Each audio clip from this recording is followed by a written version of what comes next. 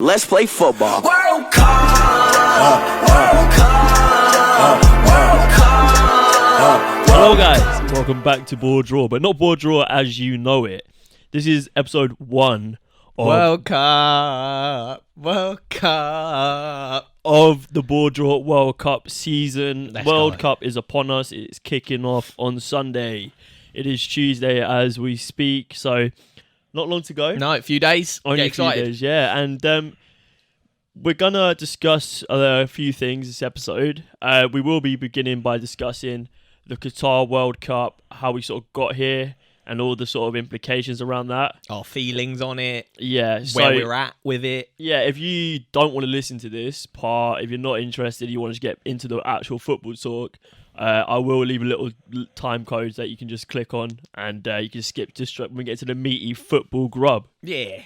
But yeah, so it's We've got bit a Winter sticky. World Cup. It's a Winter World Cup. It's weird.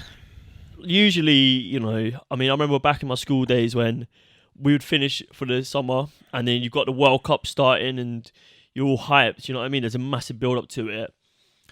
This one feels a bit subdued for a lot of reasons. Obviously, there's a lot of negative stuff going on in the world right now.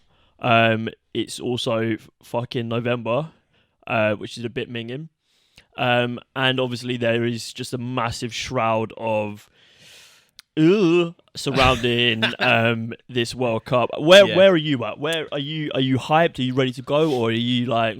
I think now that it's so close, I think the overriding feeling is hype. Like I am, like it's always exciting. International Football World Cup is always a big vibe.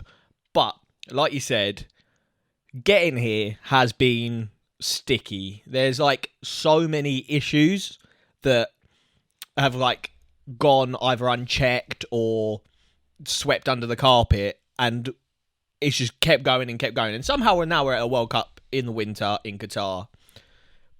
But there's like some issues that get swept under the carpet and you can kind of leave it, like it being in December. Like if it's summer, if it's winter, no one's getting hurt. But then there's stuff like inclusivity issues, how stadiums in Qatar are being built, stuff like that like you can't sweep those things under the carpet. And so it's a sticky one in the sense that it's hard to be excited totally for an event that has so many kind of poor implications associated with it. Yeah, 100% agree. It's very difficult, and football fans right now around the world are being put into an ethical dilemma that they shouldn't be in. They're being asked to think about the moral implications. And if you turn around and say, "Oh, I'm only watching it for the football," you're called a hypocrite, Yeah.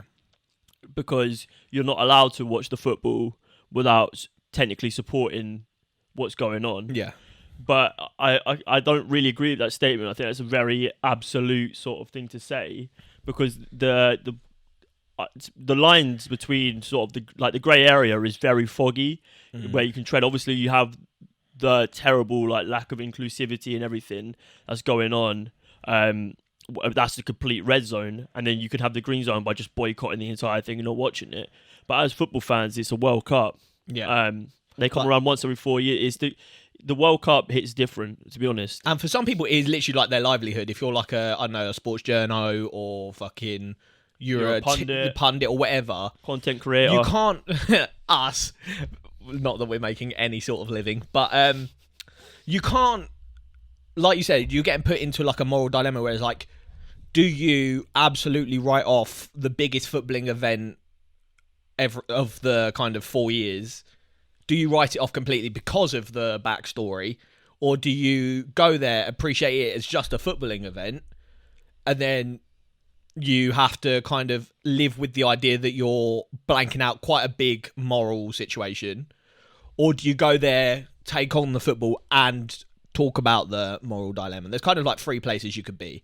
And I think we're like nearing the third one, where we're obviously there predominantly for the football, but we are super aware of the kind of implications morally for certain people in society. And so I think we do want to lean into that and be like, yes, there are fundamental issues with a World Cup being held in a state such as Qatar.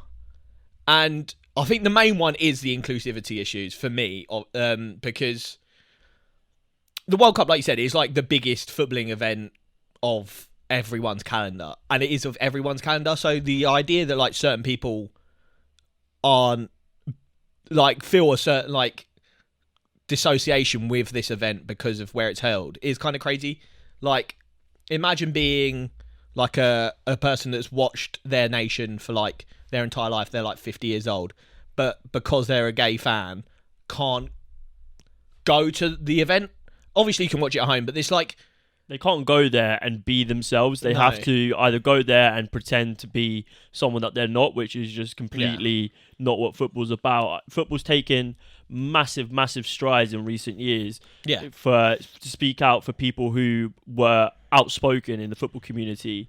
You look at the Kick It Out campaign, you look at the Rainbow Laces campaign and things like that. It's really important that we use the platform of football to be able to support people and make them feel welcome and include them. Inclusivity is a massive part of the game. You look at what England winning the Women's Euros has done for women's football in England. You went to the Arsenal-Tottenham women's game, didn't you? Yeah, it was crazy. Which, like, broke records in the UK. Exactly. Which is amazing. And yeah, the fact that we are now in a time where the World Cup is being held in a state that doesn't support these ideologies. It's disappointing. And you can look back on when Qatar was even awarded the World Cup. I think it was a massive surprise to everyone. The America, Canada, Mexico sort of coalition was the front runner for it. And then there was a lot of behind the scenes, a lot of dirty FIFA goings on surrounding Sepp Blatter and I can't remember his name. Bin Haman, he was like the deputy chief to Sepp Blatter. He is from Qatar, and he was the one that sort of pushed this all through. A lot of dodgy dealings and stuff, and the fact that these people have now been prosecuted for what has gone on behind the scenes. But the stuff they've organised is still going on. It's crazy. I mean, it got to a point though where like, is it perhaps too late?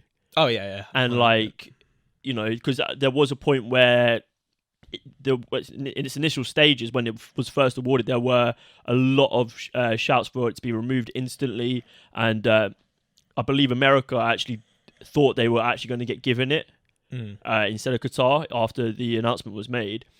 But it is strange, and like you don't need to have 3 brain cells to look at what happened and think there is a lot of dodgy goings on. Qatar has no football merit, and I'm not saying the World Cup can't be held by a country which has a smaller footballing background or anything like that, because it definitely can. But this country didn't have like a single stadium that could facilitate a World Cup crowd, so they've had to build all these stadiums.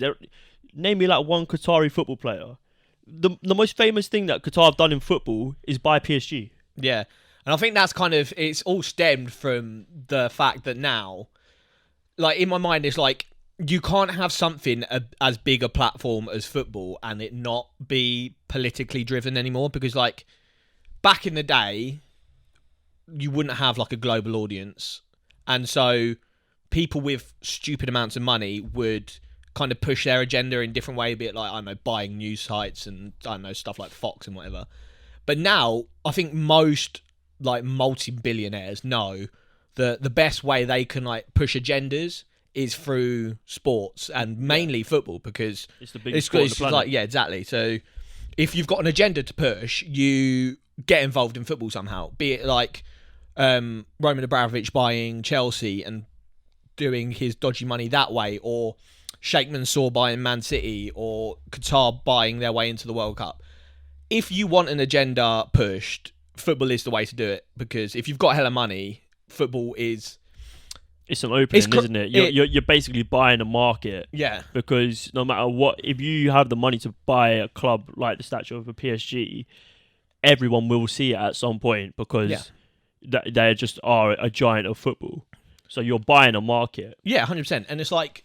And football is fundamentally like corrupt from the top. If you have enough money, you can buy your way in right at the top. And so like companies like Emirates and Etihad, who probably had kind of like a dodgy backstory, they buy themselves a big team, and they immediately become household names. Etihad Stadium, the Emirates Stadium. you just desensitize people You've got to the Emirates FA Cup. Exactly. So you just like desensitize people to kind of the backstory, and people just automatically kind of remember good things about it, like, oh, like the Emirates Stadium, love that, Etihad Stadium, love that. So you kind of push your agenda through football, and I think that's what Qatar have done. They had an agenda that they are this new emerging nation that super inclusive. They want to unite the Middle East, blah blah blah, and maybe they do. I don't know enough about the government of Qatar to say they do or they don't. But what I do know is that they've got this agenda that they've come out of a Middle Eastern war and want to kind of unite the Middle East. And they think the best way they can do to push this agenda is via football. And so, buy the biggest footballing tournament in the world, push this agenda that you're a nation of inclusivity to everyone. Everyone can come watch the World Cup in your new nation. But then you get to kind of like the nitty gritty when it's happening, and then you realise not everyone can come to this new hustle and bustle nation. If you're gay, you can't come to this new nation. So it's one of these things where, like, it's a conflicting message when you're inviting everyone and you're saying everyone's welcome to come to our nation to watch the biggest sporting spectacle in the world, but then you're having to facilitate safe houses for LGBT and female supporters, or journalists or whatever, because that is a conflicting message overall. I mean, you also got to look at, like, people have gone out there. I think there's already one British journalist who went out there to document the construction of the stadiums, things like that, and what's going on behind the scenes, and he's just disappeared, which it doesn't surprise you looking, and this might be an assumption, but it doesn't surprise you from the outside in, because obviously there's going to be a lot of stuff going on that they're probably going to not want to be spilled out. I mean, they are paying people to go to the country, or people within the country or whatever, to pretend to be fans of nations, to get an atmosphere going, and also to sort of like control and coerce where the chants go, or to where whatever happens. I think when you have to do that, you're already inhibiting your World Cup progress, on how the stature of what your World Cup will become. And you're also, if you facilitate people's wants and needs and understand the core aspects of football fans and what they want to see and how they want to be treated in like a World Cup scenario, then you will get the atmospheres. You look at the South Africa World Cup, one of the most popping atmospheres ever. Bring back the Vuvuzela. That's what I'm saying. But yeah, I mean, one thing I want to talk to you about before we wrap up the segment is, and Tifo Football Podcast, shout out, they did a really good segment on this, specifically about Bruno Fernandes, talking about how it shouldn't be the responsibility of football players to speak out when they weren't involved in what was going on higher up. It should be. I mean, Sepp Blatter came out and said it was wrong to give Qatar the World Cup, but that's only because he's got done for it. Yeah. And he's still like probably a couple, like £100 million richer, maybe $1 billion. I don't know. But yeah, like Bruno Fernandes obviously came out with the statement. He was sort of pushed upon him. He said it was more talking about all the deaths associated with the building of the construction of the stadiums, and he sort of said obviously that's like it's completely wrong. Yeah. But yeah, it brings about this. Like, footballers are professionals. They are... I'm not going to associate the job of a footballer to a doctor or a surgeon or something, or a paramedic. But a paramedic will save the life of anyone, no matter their race, no matter their religious beliefs, no matter their background, no matter what, because that's their job. Yeah. And so footballers... I think we can't, like, as much as like we would love them to be able to speak out and talk about the issues around the World Cup, they are going there to do a job. Yeah. And how much pressure should we put on them? I know they are the figureheads of the game. You don't ask a kid who do you want to be when you grow up. They say I want to be Erling Haaland or Leo Messi. They don't say they want to be Sepp Blatter. Yeah. 100%. But it's an important distinction to make. So like, what's your opinion on that sort of dynamic? I do agree. I think to kind of make the footballers the kind of spokesperson for like a nation's belief is a lot of weight to put on the shoulders of a 26-man squad of people that their whole career goal hasn't been to become a vocal piece for human rights. That's not what they grew up wanting to do. They grew up wanting to be footballers. And obviously they have been given this massive platform, hella money, so they do need to have that in the back of their mind, like, be a good role model. But to take on such a big moral kind of dilemma as a group of 26 people trying to represent an entire nation does feel like a lot of weight on their shoulders. Like, you would love to see your team, your country do that. Say, like, I don't know, one nation doesn't believe in equal rights, and they won't push that. But, like, if you're from a nation where you want to push that message and you see your team doing it, then there's probably no better thing.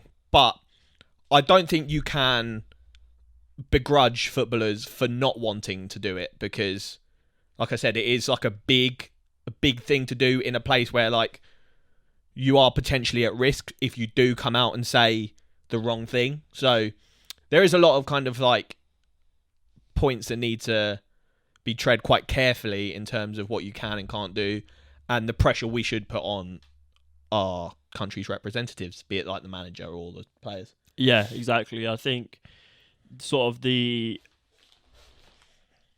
atmosphere, the attitude I'm getting from Gareth Southgate is very much they're very aware of these issues, but they are going there to represent England as a footballing nation. Yeah. And that is their primary focus. Yeah. Which it needs to be held in a total, complete opposite spectrum to them disagreeing with what's going on out there, because clearly they do. Yeah. I think, like, out of pretty much every nation, you can imagine every nation is pretty much against what's going on. But like I said, it's just like a hard thing now that is here to kind of make a statement, unless like you get every nation to just not play football during the World Cup. There's nothing you can really do. It's here now. Action should have been taken before the World Cup started. Like, be it like it shouldn't have been given, or in like the 4 years that it took to like line up this event, something should have happened to stop it. What needs to happen? It's too late now. Is out of the back end of this tournament, there needs to be a higher regard to make sure that this doesn't happen. Yeah. Because it shouldn't happen. Football shouldn't be dictated by people who have money for the sake of having money to push their agendas or to boost their economy, or their status in the world, because it's unfair on other footballing nations. Yeah. And there's footballing nations who've done unbelievable things for the game, in terms of how they represent the game, in terms of what they've brought to the game, in terms of the people, the players, the representatives that they've given us, the idols that we've been able to look up to, the stars of football. So it's important that we celebrate those things, and we are inclusive, and we support anyone who does want to be part of the game. And yeah, so it is disappointing, but we just wanted to sort of like come out and say that we are very aware of everything like that. But obviously we're going to be covering it as a sporting event, and not using it to gain. We don't want to gain anything from this World Cup. If you want to stick around and watch us for the long haul, you're more than welcome. We're just going to chat shit about football. Obviously, there is, like we said, there is an ethical and moral dilemma surrounding Qatar, but that doesn't need to detract from the World Cup is here now, and there's nothing we can do about it now. Like I said, it should have been dealt with earlier, but it hasn't been, and that's what money gets you. And that's a lesson to learn. Yeah, we just wanted to come out and just say that this is sort of our standing on it, and we are very aware. Yeah. But so yeah, we're going to take a little break, and we'll be back to get into the football content. World Cup. The World Cup is upon us, guys. It's exciting. We love football. We love this game. We do. 32 teams, 32 nations. 64 games in the space of 6 weeks or something. It's going to be trade juicy. I love World Cup season, because pretty much any time of the day you turn on something, it's football, and I love it. There are some spicy groups. There are some not so spicy groups. Sometimes they're good, sometimes they're not spicy. Yeah, we'll do like a little rundown of what the groups look like. I'm assuming you probably know who's in what group and like who you think. Let us know who you do as like group winners, World Cup winner, all that jazz. We've got some predictions from some pals of ours that we're going to show you later. But before we get to that, we're going to just do a rundown of the whole World Cup and kind of what teams we think will do well, what players to keep an eye out on, all that jazz. Start off in Group A. Yeah. We've got Qatar, Ecuador, we've got Senegal and the Netherlands. And Netherlands steamroller, I think. I agree. Obviously, we've got Qatar versus Ecuador kicking us off on Sunday. Mm-hmm. I can't say I've ever seen Qatar play a game of football. No, and I can't say I'm very clued up about Ecuador either, apart from Moises Caicedo and Estupinan from Brighton. They used to have Valencia as well. Antonio, yeah. Banger. And apparently they've got a naughty little striker. But apart from that... Is that Penaranda? From Watford? Yeah. I don't know. Old school. Yeah, I can't see either of them two doing well. Senegal, obviously, decent team. Won the African Cup of Nations. But that was when they had a fit and flying Sadio Mane. Yeah, who... I mean, they've still got some talent, though. Oh, yeah, they've got a good like team. Ismail They've Assar. got, all them, man. Ismail Assar. Edouard They've Mendy. got Seni Dieng. The boys. But, yeah, Sadio Mane was almost probably the biggest miss of the World Cup when he went down injured for Bayern in their last game pre-World Cup. But he got selected in the squad, and apparently the injury isn't as bad as initially first thought. So I think for all Senegalese man out there, they'll be buzzing that Sadio Mane should be around for the World Cup. And if he is, I think they'll do all right. I think they'll do all right. They'll get out of the group. But if he's not playing, it could be sticky. Yeah, I think if you're looking at potentially Ecuador or Senegal for that second spot, I mean, stranger things have happened. We look back to the South Korea World Cup where they progressed. Yeah. That was our first ever TikTok. That's where we started, baby. That conspiracy. But yeah, I mean, if they do manage to progress from this group, I'd be very surprised. Yeah. And I'd probably look to some dodgy dealings behind the scenes going on. But less of that. We're going to and the Netherlands. I think the Netherlands are actually my dark horse for this tournament. I have them progressing very far. Do you? Okay. I believe I had them progressing to the semi-finals. Very nice. I do not. I think they've got a very good squad. They do. They had such a good squad that they left out the likes of Sven Botman, who I think has been one of the best centre-backs in the Premier League. But they've got players like Matthijs de Ligt and they've got Van Dijk. They've got a really, really talented squad. So it'd be interesting to see how they sort of fare. And they probably have a lot of momentum coming out of their groups because they probably will steamroll the likes of Qatar, Ecuador, and maybe Senegal to a lesser extent. But I think Holland are my dark horse for this tournament, getting that out there nice and early in Group A. Love that. Group B, the bloody boys. The only group we care about. The bloody boys. Yeah. We got big England, you got Iran, the USA and Wales. And do you know what? I think this is a really interesting group. It's a juicy group. Obviously, the England-USA thing, it's always been a thing. Yeah, it's a bit of a geopolitical nightmare. They call it soccer. Yeah. We call it by its actual name.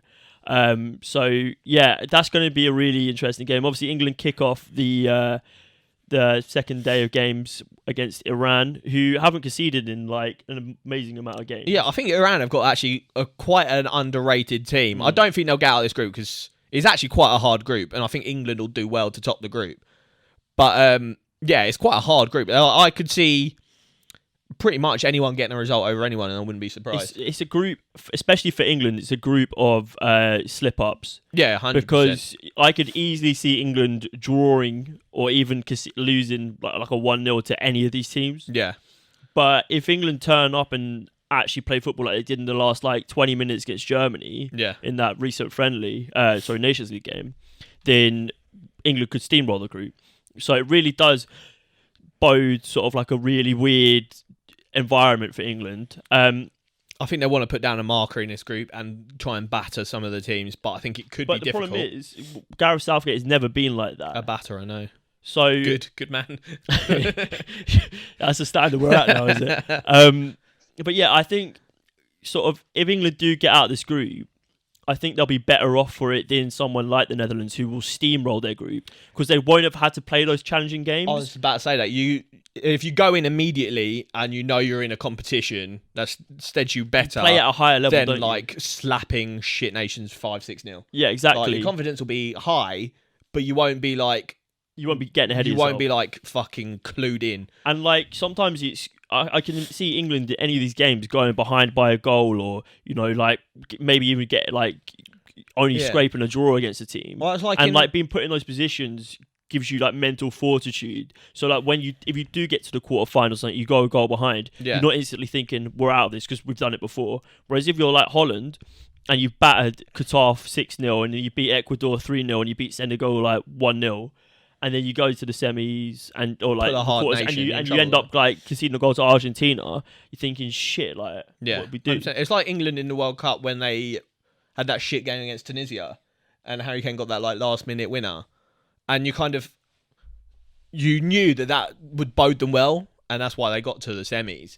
It's because they knew from the offset that they were in a tournament and they had to fight for every win. Whereas like you said, if you just go around slapping teams for fun, the first adversity that you come across, you're going to be like, oh shit, this isn't expected, and probably fold. And in tournament football, you have no like opportunities to sort yourself out once you've had a bad game. If you get out of the groups and have a bad game, you're out of the tournament. So you need to be on crud from moment one. And I think that'll be good for England. If they can get out of this group, be it first, be it second, you'd rather it be first. I think that'll put them in good stead. Who do you reckon, if we're both assuming England get out of the group, who do you reckon gets out with them? I've gone for Wales. I've gone for USA. Gone for USA? Yeah. Yeah, do you know what? It was I could have picked any one of these three teams, to be honest, because the only issue is I'm not as informed on Iran as I would like to be coming into these group stages. But I think Wales have that star power that potentially the USA, I know they've got some big names, but I think that Wales sort of have that bit of more grit about them. I know the USA in like recent friendlies like suffered a defeat to like Japan, I believe. Yeah, they've had a couple of ropey games. Yeah, I can't say I know enough about Iranian football to actually give my opinion on their national team. I just know that they've got a fantastic defensive record recently. But I went for Wales because I think Wales will be the team to put up the Gareth Bale factor. The Gareth Bale factor. They've got players like Aaron Ramsey, I believe. The boy, Brendan Johnson. The Dan James is a really good player. Yeah. Kiefer Moore up front. Yeah, they've got good players. I do agree. I just think USA as a unit, I think a better unit. They've got like similar level of quality, in my opinion, all the way through the team. It's not like fucking Wales where you've got a front line that's sick and then like a defence is pretty average and like a midfield that's like meh. It's all kind of like you've got solid 7 or 8 out of 10s throughout the team, and I think that'll bode USA quite well. So you've got USA coming out second. I mean, if England win, they top their group, and Senegal finish second in Group A, that means that we'll meet in the round of 16, which could be a really interesting game. I'd love to see that. I think that's how my prediction goes anyway. We've got England versus Senegal in the second round. But yeah, Group C. The boy, Leo Messi, can he bring home the World Cup? Can he do what he hasn't done? I would love it for him. Yeah, I am secretly supporting Fuck Argentina Cristiano behind. Ronaldo. Obviously, fuck Piers Morgan. We're backing Leo. We'll talk about that another time.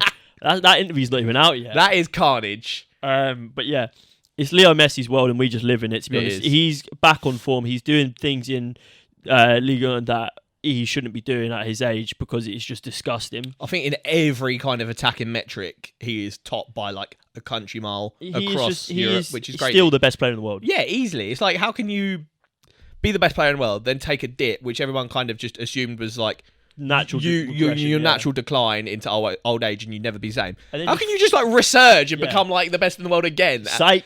Literally, he's just like, I'll let you, man, think you're good for a bit, and then I'll just come back. Mbappe was getting a bit too big, so he had to show what a proper footballer was like. But yeah, Argentina, Saudi Arabia, Mexico, and Poland.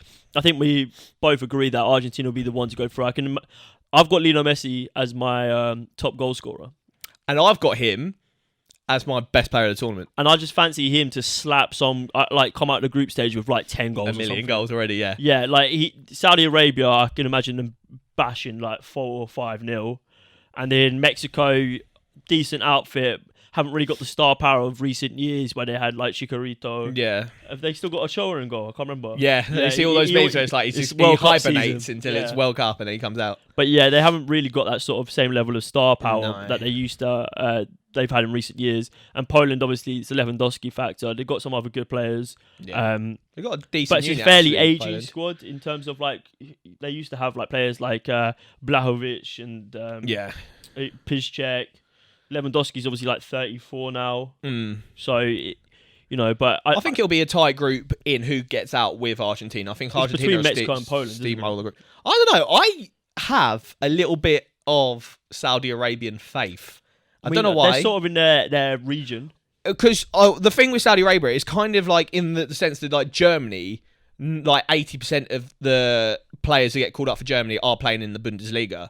And kind of like most nations, actually. But Saudi Arabia, every player that is getting called up is just in the Saudi Arabian league. So I think they've all kind of just used to playing and will kind of just treat it as like club football. It's like, oh, we've just gone as our club to the World Cup. So I think they'll have a bit of team chemistry that will make them quite hard to break down. That's an interesting outlook on it. But yeah. I think Mexico and Poland will beat them to the second. Yeah, place. I think they're just kind of like a tier above, aren't they? So it'll be... I think 2-3 tiers. Well, we shall see. If Saudi Arabia get out of this group, I'll eat your words, mate. But I think... back it. Put Saudi Arabia second in your predictions. Yeah, fuck it. Right, they get knocked out anyway. But literally any team that isn't Argentina in this group gets knocked out in the first round of 16 anyway.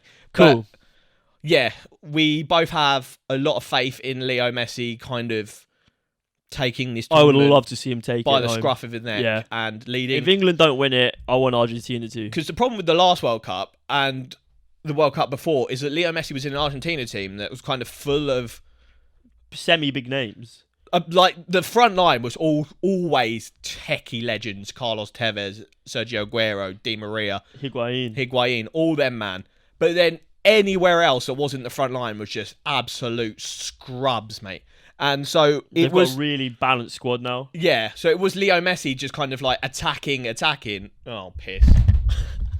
It was Leo Messi just attacking, and then the whole man would get shagged because the team wasn't good enough. Whereas, like you said... That is the technical term for it. Now, the team is very balanced. They've got midfielders, which they never had, that are like top European level in the likes of Lo Celso, fucking... Who's the other Donny that is in the middle with Lo Celso? This is awkward.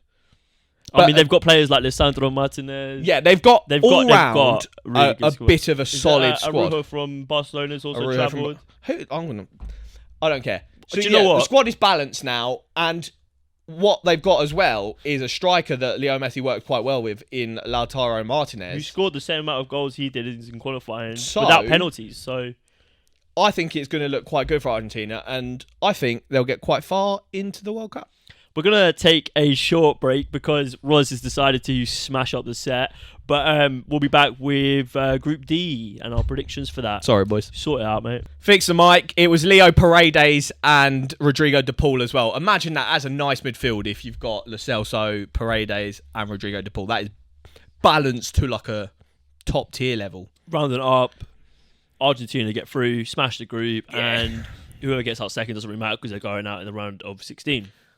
To a team in Group D, which is actually a bit of a not stacked group, but the two teams that I think will get out of the group. So Group D is France, Australia, hold tight the bloody boys, Denmark and Tunisia. And in France and Denmark, who I think we both assume are getting out of this group, I think are two pretty good outfits. And in my opinion, I know you said you had Netherlands as your dark horse. I've got Denmark as my dark horse for the tournament. They've done well in the Euros, didn't they? And I think in qualifying, they had joint best record in qualifying with Germany. Yeah, I mean... So, very good outfit, very balanced. They got very solid... Like you say, they haven't got star players, but every player in each position is very good. Yeah. Which sometimes creates a better unit than, just shoving Lionel Messi at the top of a very shit team. Yeah. You've got a solid defensive unit, Jankin Anderson... fucking Kasper Schmeichel, Kier, decent defensive unit. Then a midfield of Højbjerg and Eriksson, very solid. And up top, you've got the likes of, Kasper Dolberg. It's just, like you said, it's all very balanced. And they've been playing together for a while now. I think like all the stars It's a very asserted squad, isn't it? yeah, it's not like you've called up a bunch of newcomers in like some, I don't know, like Argentina got quite a lot of people that are like under like 30 caps, whereas like I can imagine most of the Denmark squad got to be like 50-ish caps deep now. And yeah, I think very good track record so far. And yeah, I think they'll do quite well in this tournament. Yeah, I agree. The one for me to talk about is France, obviously. Seen a lot of people saying that they're not very sure about France, and that like obviously they're previous winners. There's next World Cup, they're doomed to fail. It's happened before, but their squad is so good. I think like at a minimum, that squad, even if it's not playing well, gets out of the groups just by the level of star quality they've got. They could have a squad out of the players they didn't call up that would get out of that group. Yeah, that is the levels we're talking about, and I think. For France, anything less than maybe a semi-final is failure. And even then, I'd still think if they didn't make the final with the teams they have, it would be pretty detrimental to their success as a nation. That might be a bit extreme. But yeah, it is... I mean, you look at the front line, you've got Benzema, you've got Mbappe, you've got Griezmann. I know he's not played that much this season, but... You've got Nkunku, yeah. They've got just an abundance of talent. Yeah. They've got players like Tchouaméni and Camavinga, you know. Yeah, the only thing they're missing is Prime Kante and Prime Pogba, both kind of... I don't even know if Kante would start for them. Nah, they're both on like the tail end of their careers now, but that is what carried them to the World Cup, wasn't it? Having that midfield. A centre midfield unit of Prime Kante and Prime Pogba is just different level. And like they've got a brilliant... I mean, they've got Hugo Lloris in goal. Fucking so average. Which, you know, it could come back to bite them. Does it matter when you've got big Willy Saliba in front of you, mate? Fucking easy peasy. Konate, Kimpembe. Oh, they got such just outrageous quality throughout the team. And I think Ballon d'Or winning Karim Benzema, who never used to get called up for France, is now leading the line. Yeah, I just think that they are potentially the best squad on paper in this competition. And it will be frightening if they get going, because I can't see anyone potentially stopping a fully formed, rolling, flowing France side. I have one team, and I'll let you know who it was later. But in my predictions, I had France getting to the final and losing. Ooh. Right. I actually have a very interesting team beating France in the semi-final. So, or no, maybe it's the quarters. I can't remember. I'll figure it out. But yeah, interesting group. I think Australia and Tunisia are actually there not for the that vibes. bad. They are there for vibes. I think they will struggle to get second off Denmark. I can even see Denmark finishing top of this group. I've got Karim or Mbappe for top goal scorer. I can't decide at the moment. I'll come back to you by the end of the pod with a confirmed top goal scorer. But I think one of them two is just going to slap goal-wise. And I'm leaning towards Karim. Fair enough. But yeah, I think Tunisia are actually not a bad team. I think potentially could throw a little bit of an upset against maybe Denmark or France. Australia, I think, might actually be the weakest team in this group. Yeah, I don't see either of them two getting anything. They've got no Tim Cahill, mate. I see France and Denmark maybe drawing when they play each other and then beating the other two. Group E? Yep, and this is a stacked group. In my opinion, the hardest group. Yeah, I think this is my... with Group G. Actually, no, I think Group G is my potential group of death. But Group E, we've got Spain, Costa Rica, Germany, and Japan. I think I only remember Costa Rica from that group where it was like Italy, England, Costa Rica, and Uruguay. Who was the Arsenal Donny that they had? Joel Campbell. No, the... Joel Campbell. Joel Campbell, yeah. And they had another guy, didn't they? I don't know. But in the Brazil World Cup, it was the group of Costa Rica, Germany, England, and... No, Italy, England, and Uruguay. And everyone was like, Italy and England are going to steamroll this group. And bloody Uruguay and Costa Rica qualified. And so that's like the only thing that triggers my mind whenever I see Costa Rica in like a World Cup group. I'm like, fuck me, they're going to do something spicy. But I unfortunately don't reckon they have the quality to get out of this group. I think this might be the hardest one to predict the straight-up winner of. I'm going Germany. You think? I think I do agree. I think Germany are the better team. Let me talk to you about Germany. I've got them as my winners of the World Cup. Bow, bow, pshaw, bow. I don't want it to happen. I'd rather it not happen. I'd rather it be the bloody English boys or Argentina and Messi. But I did the old predictor thing. I was kind of like, just, they'll beat them, then beat them. And it kind of just led to Germany winning the World Cup, beating France in the final. I think they've had a bit of a sticky recent patch. The Nations League for them wasn't that good. And so I think everyone's kind of underestimating them. But the unit that the German Hansi Flick has put together, very good. If he can get them firing, they will steamroll most teams because they have. I know we've been talking about quality throughout the team. Germany are like the definition of quality throughout the team. You say that, but an out-and-out striker is probably the only thing they're missing. Whereas, but I think they have enough goals in that. Yeah, you would rather miss that. Whereas, England have got probably one of the best strikers in the tournament and forward line, and midfield is good, but they have such a whack defence with all the injuries and everything. And you'd rather have a solid defensive midfield that provides you goals and then have no one up top. Because you can get goals from anywhere else, but if your defensive unit isn't that great, you're conceding. But Germany, the unit is strong. Best goalkeeper in the world. If I don't know if Manuel Neuer is actually starting. He might be. But even if he is, fucking Ter Stegen's solid as well. Back unit's so good. No. Joshua Kimmich, he didn't get called up. Why not? He's one of the greatest goalkeepers of all time, in my opinion.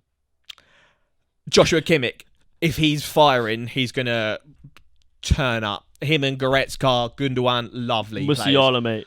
And let's talk about Musiala. I think I slept on him a bit because I wasn't really I was like, oh, Jude Bellingham or Pedri. But Musiala is actually outrageous. To be Germany's star cam at 18 years old, the boy's He's got actually tech. just levels and it's the boy's got tech. About. And then him in the middle with Serge Gnabry and Leroy Sané. That's fuego. That's fuego, mate. It's maybe too hot to handle. If I was a defender and I had them three running at me, mate, I'd subbing myself off because that is raj. I think Germany do very well in this tournament and probably win it unless they. You can always get there and just have a world class stinker. But I think if they're playing at their level, they'll do very well. Yeah, I agree. I think Germany are my favourites for this group. I think Japan or Costa Rica fight over who's going to finish bottom. Yeah, talking about fuego, what are you saying about Spain? Is fuego interested. Spanish? I don't know, man. You're asking me. I'm excited to see the Spain squad because they've got players like Gavi, Pedri. Some very notable omissions, though. No Sergio Ramos, no David De Gea, no Thiago. Yeah. So, what does that make you think about the Spanish squad? I feel like they're taking a different approach to this they aren't tournament. getting called up. That's interesting. And potentially it's we don't have to win this one because our squad is going to be better for the next one. Yeah, that's very true. But football is an ever-changing game and it changes like that. So, suddenly out of nowhere, there's 14 new 18-year-olds on the scene who are just going to tear it up. But yeah, I think we can expect another season of Spain dominating 85% of the ball with 2 shots on target. And then losing, yeah. But I'm excited because they do play good football and I think that they haven't got the players of the past where they used to have the David Villa, they used to have the Iniesta, the Xavi. It's a very different.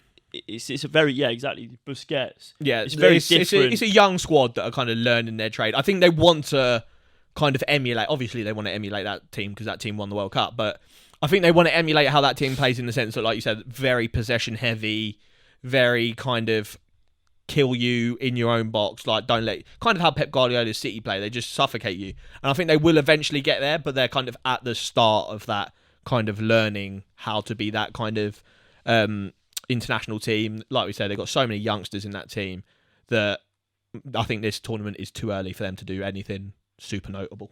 Yeah, I agree. Moving on to Group F, we've got Belgium, Canada, Morocco, and Croatia. And I think you look at this group, you think Belgium, too good for pretty much every team. Croatia, an aging side. I mean, Luka Modric is still a phenomenal player, but they're not that team, that sort of... Yeah, not the peak of their powers anymore. But for me, the interesting team in this group is actually Morocco. I'm very interested. And that's not just because of Ilias Chair. It's not. I actually have Morocco progressing out this group. Do ya? In second place above Croatia. Damn.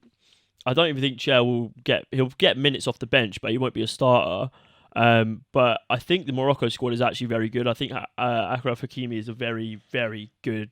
Probably one of the best right backs in the world. Yeah, and I think they're a very well balanced squad. Obviously, they should have taken Adel Taarabt, but that's just disappointing. But yeah, no, I think Morocco could surprise a few teams in this World Cup. Yeah, I think the same. Well, not that I know too much about Morocco or Canada, but both of them have got like a couple of gems. Like Canada have got Jonathan David, who is like elite level striker. Like you said, Alphonso Davies, elite level defender, and it's kind of the same with Morocco, elite in Achraf Hakimi. So yeah, they've got star power, but in my opinion, Belgium and Croatia get out of this group. But I do want to say that I know a lot of people kind of put decent eggs in the Belgium and Croatia baskets, but I think their squads are both at the end of a cycle. I think Belgium had such an elite group of gems that grew up and everyone was like, they're going to fucking dominate international football for like a 10-year period. Where they had Hazard, De Bruyne, Prime Lukaku. De Bruyne, Lukaku, yeah. All these men like Toby Alderweireld and Vertonghen is like two of the best centre-backs.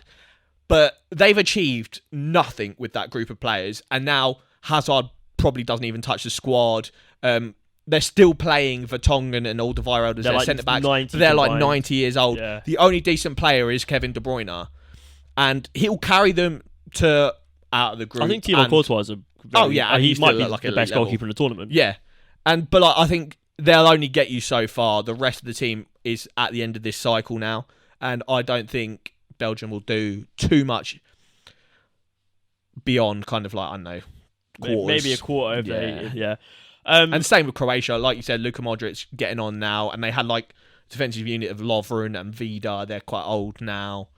So I think both of these teams are good. And in tournament football, age doesn't really matter because it's only like, you only play like 6 games at max, really. So if you're on crud immediately, it could get you quite far. But I think they're probably just at the end of their cycle where I think, this tournament is probably going to be too much for them. Moving on to what we both think is sort of the group of death. Bit of a techie group G. Yeah. You've got Brazil, Serbia, Switzerland and Cameroon. And I think this is going to be the spiciest group. You've got the Brazilian flair. You've got that Cameroon flair. You've got like the Serbian, the hard nuts, mate. Micho headers, mate. Yeah, 25 headers this tournament. Let's go. And then you've got the subtle Swiss who somehow seem to do quite well in every tournament. Well, Switzerland, what they've got is the best centre mid in the Premier League in Granit Xhaka, leading their European, but it's World Cup journey. They're international. Yeah, so with Granit Xhaka at centre mid, anything is possible. But I think we both agree Brazil, I think, are going to be on absolute smoke. Do you know what? Like, there is a part of every football fan who, even if Brazil go and batter their team and then they're going to win the whole thing, that you'll be like, that is football heritage. They just churn out so many techie dons, and there's nothing better. Like, you get like tactics nerds that are like, yes, I love how they just dominate. Like, watching Man City, you're like, I love how they dominate the game. But that's not what you want to see. You want to see Donnies do rainbow flicks. You want to see Anthony do his dirty little donut spin like an absolute donkey. You love seeing shit like that. And the World Cup is the biggest stage. And I think that's why everybody loves Brazil, because they just bring a show. And I just want them to turn up, smash some techie goals in. I want to see them playing like beach football. Yeah, on the in the Qatari desert, bro. Do you know, like when Messi and Dani Alves were at Barcelona and doing the like across the pitch touches? Just do that across the pitch. Just like get Neymar, Vinicius. You see the video of Neymar touching the ball out of the sky, and it came from like a drone, like fucking very high. I'm excited, and obviously this might be Neymar's last tournament as well. Yeah. He's not the spring chicken he used to be. He's not, but he is that. But guy. I think Brazil could do very well in this tournament, and I don't think they've had a much better chance of winning the tournament in the last couple of years. No, they've got kind of players at their absolute peak of their powers, and they seem more like a team. Vinny Jr. They've got a very good midfield of Casemiro, who's kind of like probably just on the tail end of his peak, but still very good. You wouldn't want to come up against Casemiro. Bruno Guimaraes is like going into his peak. Yeah. So you've got a very good unit Defensively, I think they lack a little bit, but it's one of those where, like Spain, let's say, if you suffocate a team so much, or Man City, you suffocate a team so much, in theory, you don't even need a defence because you're attacking 100% of the time. So Brazil, if they can just out-attack teams, their defence might get away with being a little bit shit. Yeah, and I think they're going to have such a great opportunity for rotation as well. They can keep players fresh. If they go 1 or 2 goals up, they've got the likes of like Rafinha. They've got the likes of... Mate, if Martinelli scores a goal in this World Cup, I might become Brazilian. But like you're looking at the likes of Martinelli, Rafinha, Anthony, Vinicius Junior, Neymar, Gabriel Jesus. Like you've got like just such a stacked squad. Like they're leaving Bobby Firmino at home, who's having a great goal scoring season. So it is, it's really Brazil well one to watch. Yeah, 100%. Serbia, Switzerland, and Cameroon. This could be a very interesting battle for second. Serbia I've got Serbia as my second place team in this group. But yeah, Switzerland, Cameroon are very good teams as well, who could throw up a upset in this group and potentially upsets further on down the tournament. Switzerland always do well. I think what you want is goals in a group where the defences of all the other teams are a bit soft. If you've got proven goal scorers, that can help you a long way. And what Serbia have is 2 very, very naughty strikers in Dusan Vlahovic and Alexander Mitrovic. Like, fuck me, if you're a centre-back that doesn't back himself and you come up against Mitro and Vlahovic, that's a long day. And so I think, like Brazil, the front line will just get them goals. And I think the same is for Serbia. The front line is just... And then you've got a fucking Sergej Milinkovic-Savic in the midfield. Dusan Tadic, very good player. So behind Vlahovic and Mitro, you've got them 2 kind of piecing together the midfield. I think Serbia, bit of a unit. Definitely, I agree. Rounding out the groups, we've got Group H. We've got Cristiano Ronaldo's Portugal. We've got Ghana, Uruguay, and South Korea, or the Korea Republic, as they are on the FIFA groups page. I think Portugal's squad is very good. Yeah. It's probably a bit overshadowed at the minute by all the controversy surrounding Cristiano Ronaldo, which isn't ideal going into a World Cup. Yeah. I've got a question for you. Will the Portugal squad suffer the same issue the Man United squad have, where they are considerably worse if they play Cristiano Ronaldo? Or do you think Portugal will benefit from having him in the team? I think the Portugal squad is a better squad than Man United's, so they probably have a bit more. Like, you got Jadon Sancho or Rafael Leao. I mean, it's a debate. Leao's different class, though. Yeah, I mean, I think it is weird, but I think I could potentially see Ronaldo not even starting. I think if I was the Portugal he'd throw coach, an absolute fit if he doesn't. But I think I don't know. Obviously, we spoke about the Man United situation before, where is he just throwing a strop on the pitch and just not really working that hard? But I think he wants to go and win the World Cup. You know, yeah, 100%. So you know, why not? But it'd be interesting to see who turns up. Yeah, I've seen like Portuguese media come out and say that like Ronaldo's always like a different person when he comes to the international stage. He's like he uses it as like an escape from club football, and I think now more than ever he needs like an escape from club football. So I think maybe he'll play with like, a point to prove, which is always a problem for the opposition if Ronaldo's on crud. Before the camera cuts us off, who have you got finishing second to round up our Uruguay. picks? I think Uruguay have got a decent squad. Midfield, I couldn't remember the Argentina midfield, but I can remember my bloody boy in the middle of the Uruguay midfield in Fede Valverde, one of the best centre mids in the world at the moment. I think him running the midfield with Rodrigo Bentancur, who's also on a very good run of form for Spurs at the moment. That's a very nice midfield. They've got defensive unit of Godin and Jose Gimenez, who used to play together at Atletico Madrid. It's a decent unit. And they've got up top Luis Suarez, Darwin Nunez, Edison Cavani. So, bosh. Yeah, decent little squad. They might even top the group, you know. Yeah, very, very good squad. But that rounds up our little group oversight. We will do some more in-depth analysis later on into the World Cup. But yeah, we're going to take a little break and we're back at you with some predictions and some predictions from some of our friends in the football world. Let's go. Right, so we're back and we've got a couple little videos from a few different football associations. I'm struggling for football associations now.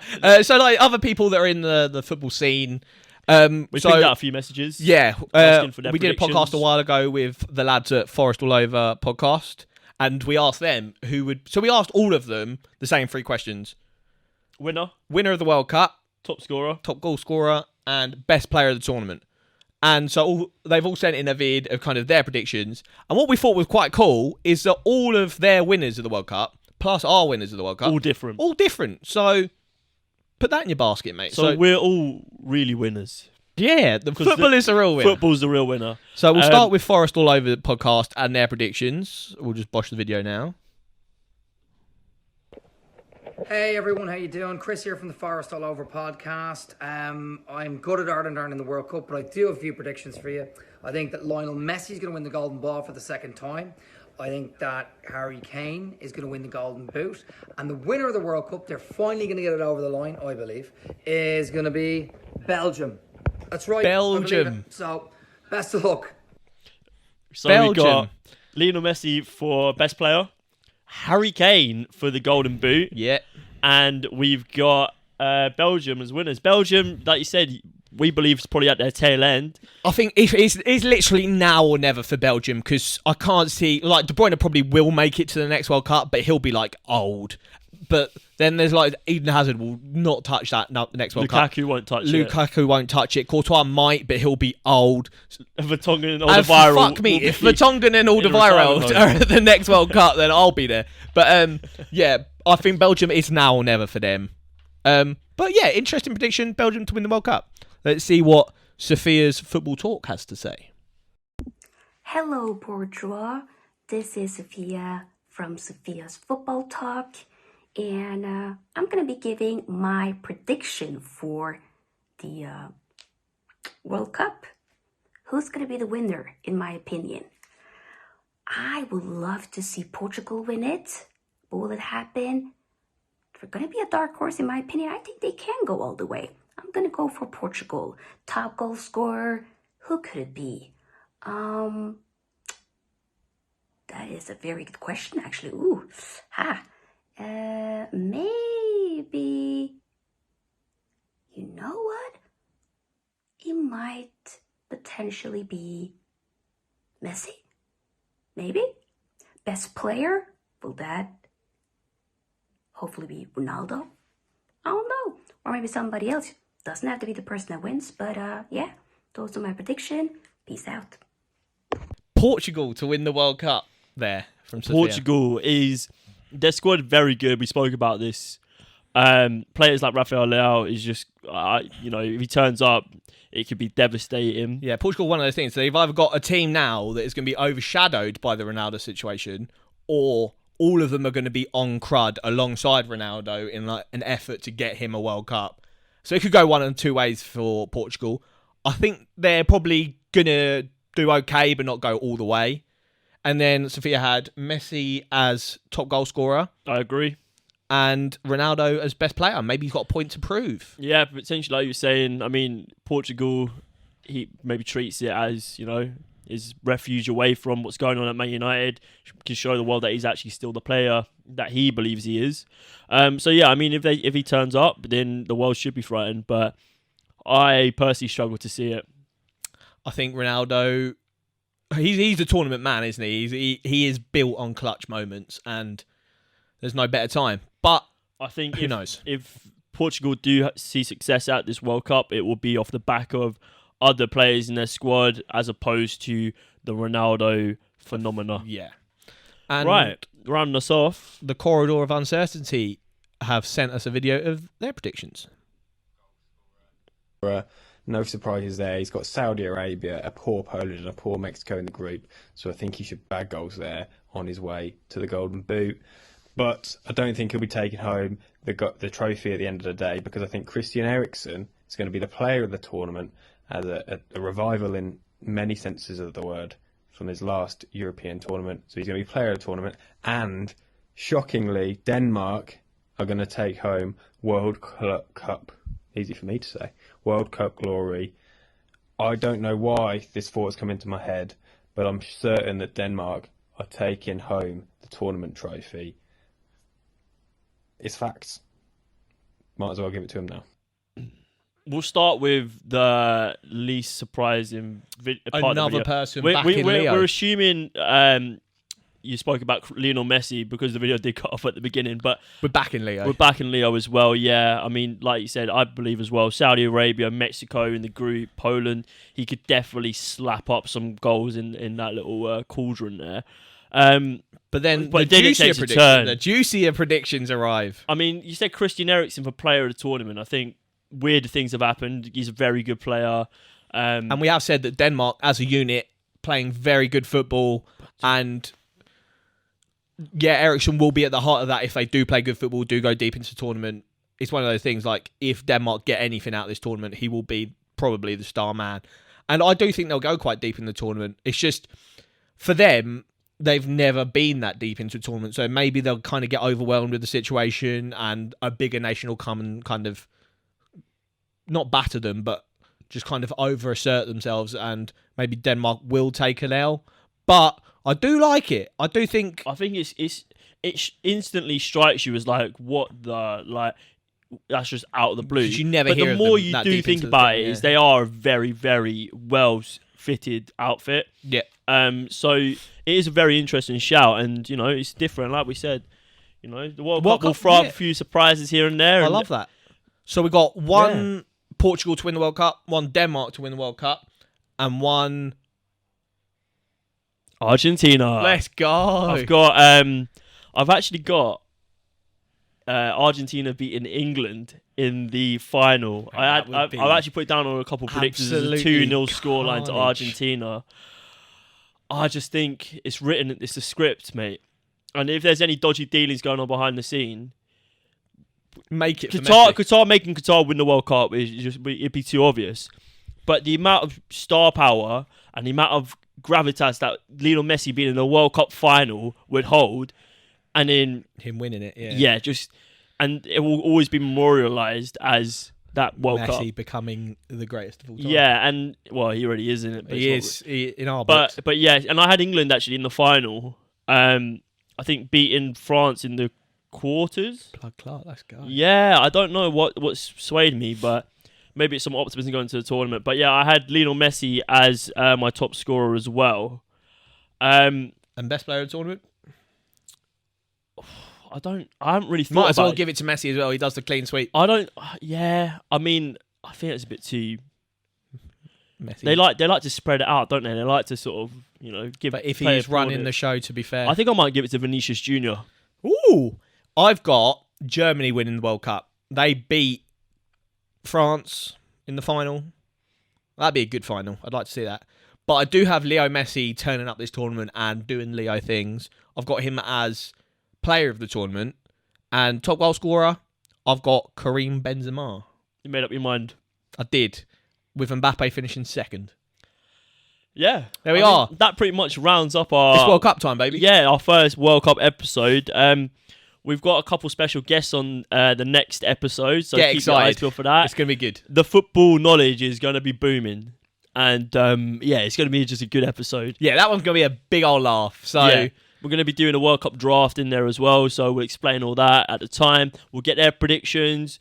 And yeah, I mean, it's World Cup time, baby. World Cup. Speed, if you want to come on the pod, I know you've been doing the rounds in England. You went on Sky Sports and all that jazz.